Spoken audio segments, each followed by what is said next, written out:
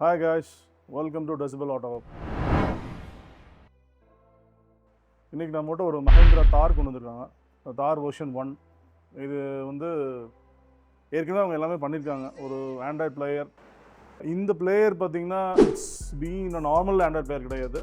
ஒரு high and Android player from DHC பிராண்டில் ஒரு ஹை அண்ட் பிளேயர் ஒன்று போட்டிருக்காங்க. It's with AKM chipset. So அது அவர் ஸ்பெசிஃபிக்காக இது எனக்கு வேணுங்கிற மாதிரி அந்த கஸ்டமர் வாங்கி மாட்டியிருக்காரு. ஸ்பீக்கர்ஸ் பார்த்தீங்கன்னா ஆல்பைனோட type S2 high resolution speakers போட்டிருக்காங்க. ஆம்பிளிஃபயர் ஒரு 4 channel amplifier again S2 amplifier from Alpine அதே தான் போட்டிருக்காங்க. சப்வூஃபர் எதுவும் போடல அவங்க. ஸ்பீக்கர்ஸ் பார்த்தீங்கன்னா அவங்க எப்படி பண்ணியிருந்தாங்க அப்படின்னா அதில் வந்து நம்ம டேரெக்டாக காம்பனன்ட்ஸ் வந்து ஸ்பீக்கர்ஸ் காம்பனன்ட் வடவர் டேரெக்டாக அந்த பொசிஷனில் மாட்டுறதுக்கு பதுவாக ஃப்ரண்ட்டில் நார்மலாக எப்பவுமே காம்பனன்ட் தான் மாட்டோம். இவங்க என்ன பண்ணிட்டாங்கன்னா அந்த ப்ரொவிஷன் அங்கே கரெக்டாக இல்லை அப்படின்ட்டு குவாக்ஷல் மாட்டிட்டாங்க. அது அவங்க எப்படி அதை மாட்டினாங்கன்னு தெரியல. ஃப்ரண்ட்டில் அது குவாக்ஷல் இருந்து ரியரில் ஒரு காம்பனன்ட், அதாவது ரியரில் அது ப்ரொவிஷன் கிடையாது, டாப்பில் ஒரு ப்ரொவிஷன் இருக்கும், அதில் வந்து காம்பனன்ட் அதாவது ஸ்பீக்கர்ஸ் அண்ட் டியூட்டர்ஸ் எல்லாமே மாட்டி இருந்தாங்க. இப்படி தான் அதை கான்ஃபிகர் பண்ணியிருந்தாங்க. ரொம்ப கஷ்டம் இருந்தது. ஏன்னா ப்ராடக்ட் செலெக்ஷன் இஸ் வண்டர்ஃபுல். அதில் எந்த ஒரு இஷ்யூ இல்லை. ஒன்லி திங் டியூனிங் தான் main problem. Tuning and installation அது ரெண்டு தான் மெயின் ப்ராப்ளம். ஸோ இதை ரெக்டிஃபை பண்ணுறதுக்காக தான் அவர் என்கிட்ட முதல்ல கேட்டிருந்தார். ஓகே கொண்டு வாங்க சார் பார்ப்போம், அவங்க என்ன பண்ணிக்கலாம்னு பார்ப்போம். ஏன்னா அது ஃபஸ்ட்டே அந்த கோஆக்சியல் பொசிஷனே தப்பாக இருக்குது, அதை மாற்றிக்கலாம் அப்படிங்கிற மாதிரி சொல்லுவோம். ஃபைன். அப்புறம் நேரில் கொண்டு வந்தார். இதில் டேம்பிங் அதெல்லாம் நம்ம எதுவும் பண்ண கிடையாது. நார்மலாக தாருக்கு வந்து நம்ம டோரில் ஸ்பீக்கர்ஸ் போட போகிறது இல்லை அப்படிங்கிறதுனால அதை அப்படியே விட்டுட்டோம். இதில் அந்த மேலே மாட்டியிருக்க ஸ்பீக்கர்ஸை ரிமூவ் பண்ணிட்டோம். It's a component. அதே மாதிரி கோஆக்சியல் ஃப்ரண்டில் மட்டும் எல்லாமே ரிமூவ் பண்ணிட்டோம். கம்ப்ளீட் அவங்க பண்ண ஒயரிங் எல்லாத்தையும் ரிமூவ் பண்ணிவிட்டு நம்ம ஃப்ரெஷ்ஷாக ஒயரிங் பண்ணிட்டோம். ஃப்ரண்ட்டில் காம்பனன்ட் போட்டுட்டு ரியரில் தனியாக ஒரு ஃபேப்ரிகேஷன் பண்ணி ஒரு கோஆக்சியல் ஸ்பெட் பண்ணியிருக்கோம். இப்போ அது பின்னாடி இருந்து பாடுற மாதிரி இருக்கும். ஸோ சில டைம் பார்த்திங்கன்னா நம்ம ஒரு பாடும்போது ஏதோ ஒரு நோட் பின்னாடி வந்து கேட்கும். அப்போ அதோட எக்ஸ்பீரியன்ஸ் வந்து ரொம்ப ஒரு சரவுண்ட் சவுண்ட் மாதிரி ஒரு ஃபீல் கிடைக்கும். ஸோ அதனால தான் நம்ம பின்னாடி அதை மாட்டியிருக்கோம். இதில் நம்ம அடிஷ்னலாக ஒரு சப்வூஃபர் ஆட் பண்ணியிருக்கோம். சப்வூஃபர் பார்த்தீங்கன்னா எக்ஸ்ட்ரானில் ஒரு active subwoofer 10 inch subwoofer slim type அதான் இன்ஸ்டால் பண்ணியிருக்கேன். ஏன்னா அங்கே பின்னாடி டிக்கியில் சுத்தமாக இடமே இருக்காது, ரொம்ப கம்மியான பூட் ஸ்பேஸ் தான் இருக்கும். ஸோ அதையே ஸ்பாயில் பண்ணக்கூடாது அப்படிங்கிறதுக்காக ஒரு ஸ்லிம்மாக ஹரிசாண்டலாக மாட்டிக்கணும். நம்ம நார்மலாக வெர்டிகலாக போட்டு ஹரிசாண்டலாக இன்ஸ்டால் பண்ணி கொடுத்துருக்கோம். ஸோ அதனோட டிக்கி ஸ்பேஸும் சேவ் ஆகும்.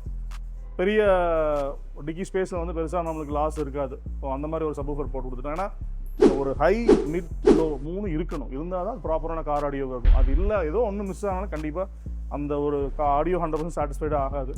ஸோ அதுக்காக நம்ம சப்வூஃபர் ஆட் பண்ணிட்டோம்.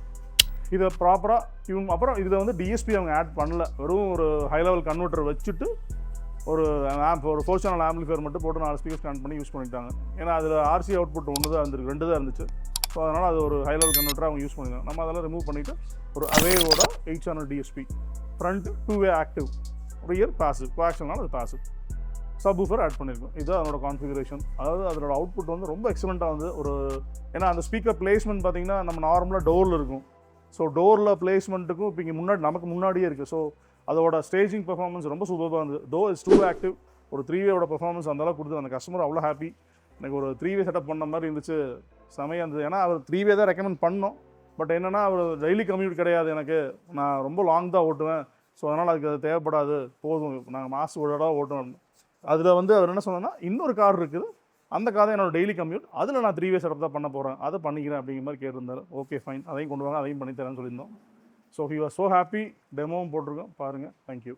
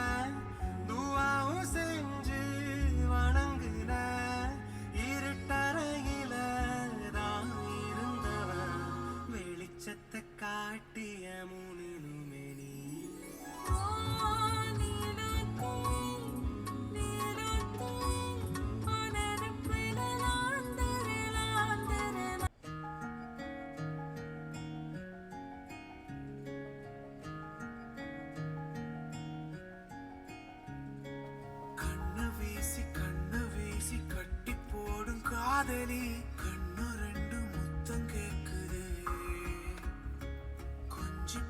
கொஞ்சி பேசி கூறு போட்டு போரடி துண்டு துண்டா ஆசை